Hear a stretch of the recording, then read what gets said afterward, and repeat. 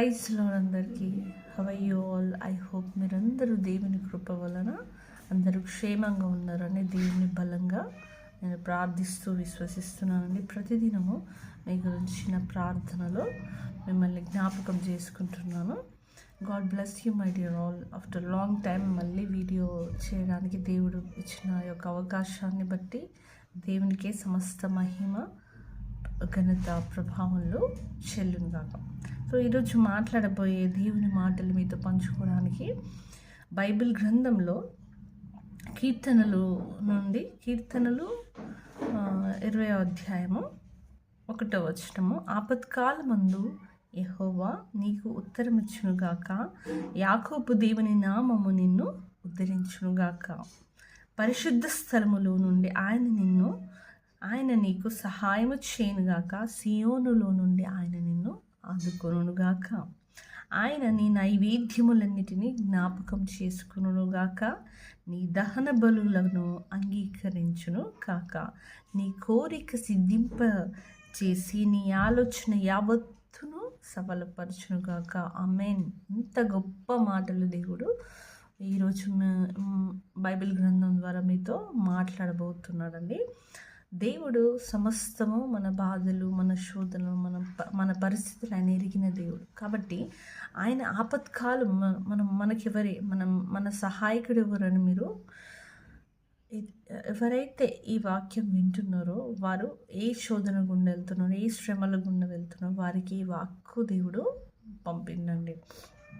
ఈ వాక్కు ద్వారా దేవుని మాటలు మీకు ఏ ఆపదలు ఉన్నారో, మీరు ఎన్ని సంవత్సరాలుగా దేవుని పైన డిపెండ్ అయితే ప్రతి విషయంలో దేవుడు మిమ్మల్ని నిలబెట్టిండు, కాపాడిండు, మీ అవసరతలు తెచ్చిండు, మీ అక్రతలు తీర్చిండు. ఎన్నో భయంకరమైన శ్రమల నుంచి మీరు వెళ్ళే రాకపోకలలో ఈరోజు మీరు సజీవంగా బ్రతికి ఉన్నారంటే ఆయన కృప లేనిది మనము రేపటి దినమును మనము చూడలేము. మన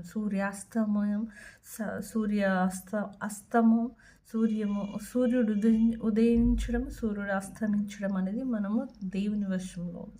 సో వీటిని చూడాలన్న దేవుని యొక్క కృప మనకు ఎంతో అవసరం. సో మనం అనుదినము ప్రార్థించాలి. ఆపత్కాలంలో మనుషులను మొరపెట్టుకోకండి. మనుషుల సహాయము ఈరోజు ఇచ్చి రేపు మర్చిపోవచ్చు. వాళ్ళు ఒకరోజు మాట ఇవ్వచ్చు, మీకు సహాయం చేస్తా అని, మిమ్మల్ని ఆదుకుంటాను. వాళ్ళు మిమ్మల్ని, మీ స్నేహితులు ఎవరైనా కావచ్చు, బంధుమిత్రులు, ఆత్మీయులు, కొలీగ్స్ ఎవరైనా కావచ్చు, వారి మాటలు ఈ రోజున్న వ్యక్తి రేపు ఏ విధంగా ఉంటారో వాళ్ళ హృదయం అగోచరములు.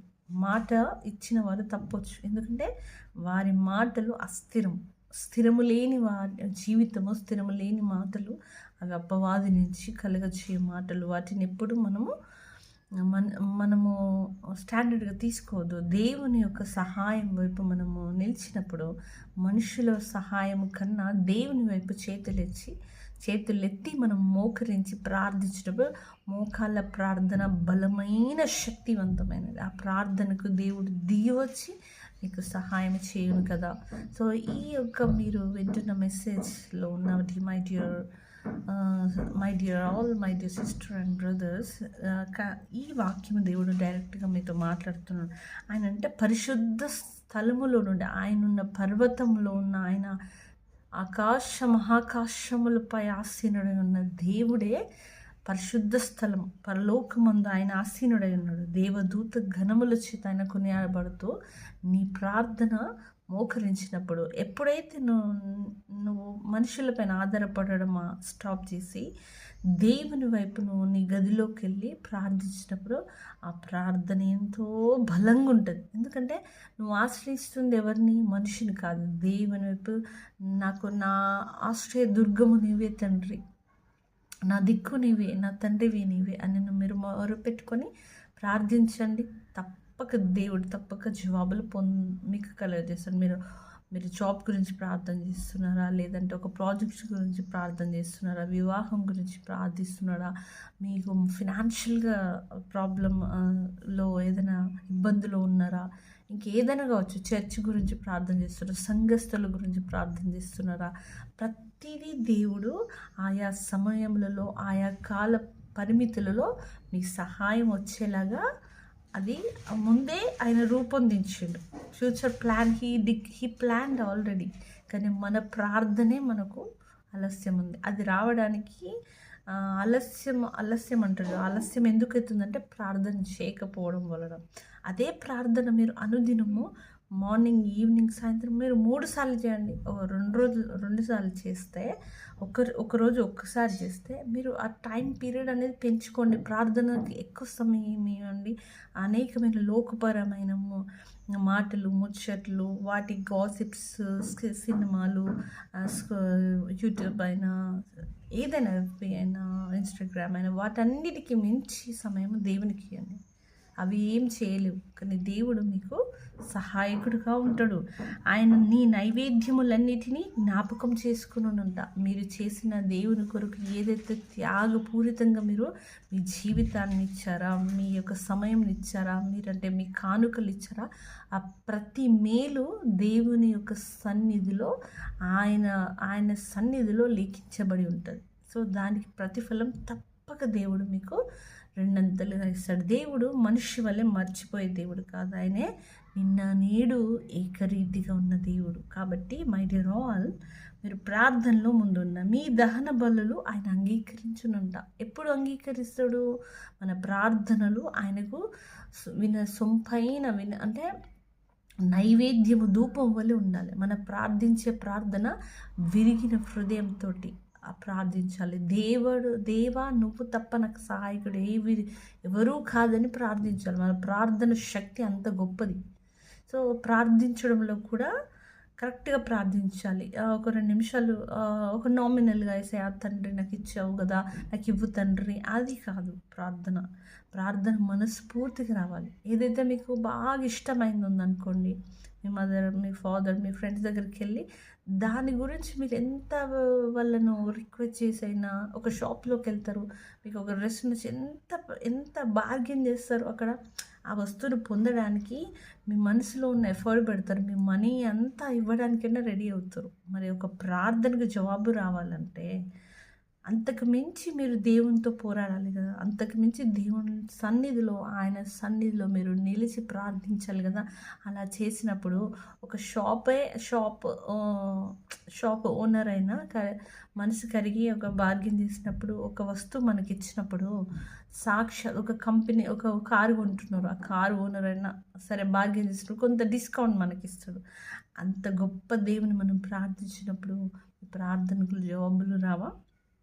నీ కోరికను సిద్ధింపజేసి నీ ఆలోచన యావత్తు నువ్వు ఏ దాన్ని తలస్తావో అది దేవుడు నీకు ఇవ్వడానికి సిద్ధపడి ఉన్నాడంట. ఎప్పుడు కండిషన్ కూడా ఉంది, నువ్వు దేవునికి మహిమకరంగా నీ యొక్క జీవిత విధానం దేవునికి ఇష్టంగా, దేవుని యందు భయభక్తులు కలిగి వాక్యానుసారమైన జీవితము నీ యొక్క జీవితంలో ఉన్నప్పుడు నీ ప్రార్థనలకు తప్పక జవాబులు దేవుడిచ్చును.